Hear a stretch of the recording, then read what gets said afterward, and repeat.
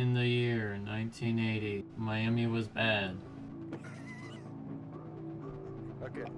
You ready? Ready? 3, 2. And it still is. But in 1979, a shootout occurred at Dayland Mall between two Colombian drug dealers. Factions and terror sprung up all over the city. There were tons of drug lords. All kinds of crimes were going on, to the point where you couldn't even walk in the streets.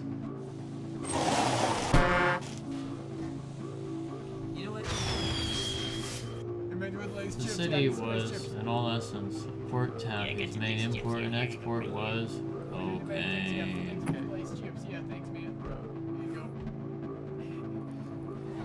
There was one instance of a riot at the court where a trial regarding a possible instance of police brutality had to undergo some heavy reinforcements. Gas masks, personal carriers, a whole nuclear war package. One lawyer said, "I've never been to a trial this wacky." Okay. Is that good? But news coverage on this was effective at pressuring the government into fixing these issues. However, news wasn't the only thing covering these events.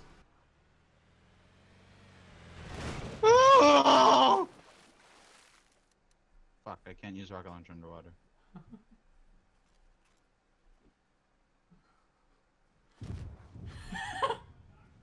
Another, equally powerful media took the brutal scene another direction.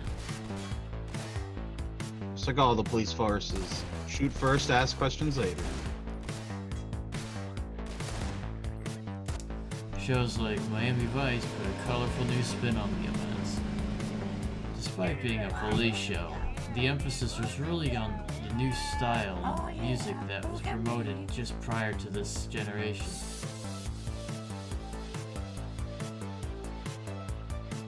I don't think I'm supposed to do anything other than Alas, the effort to tumble the drug empire eventually did succeed. Yeah, you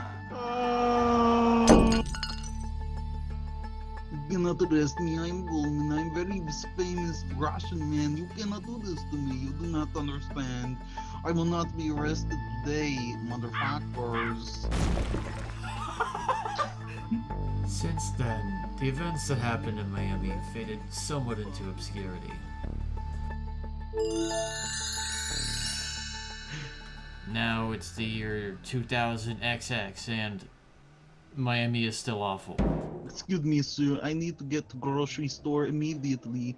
Do not stand in my way, please, I swear to God. I am a very rich man, you cannot do this to me.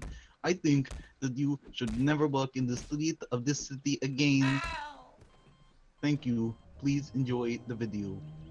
But the way Miami was promoted during the 1980s left a lasting... Hi, honey. What'd you learn about Miami?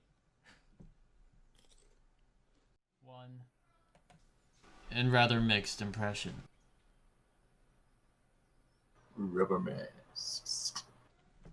2012, video game Hotline Miami was released for the PC for the world to play. Hey, dumbass! Yeah. On CD-ROM.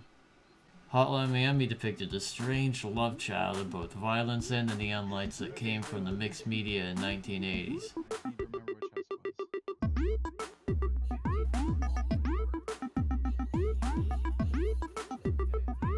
You play as a serial hitman who hides behind various colorful masks, tasked with taking down gangs affiliated with the drug empire.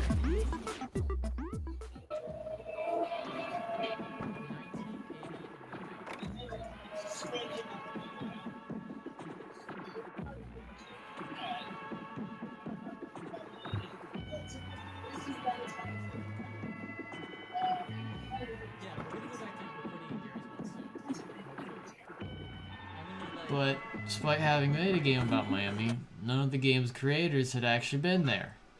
They hardly even knew when it occurred. So what compelled these creators to make a whole game about such a place at such a time?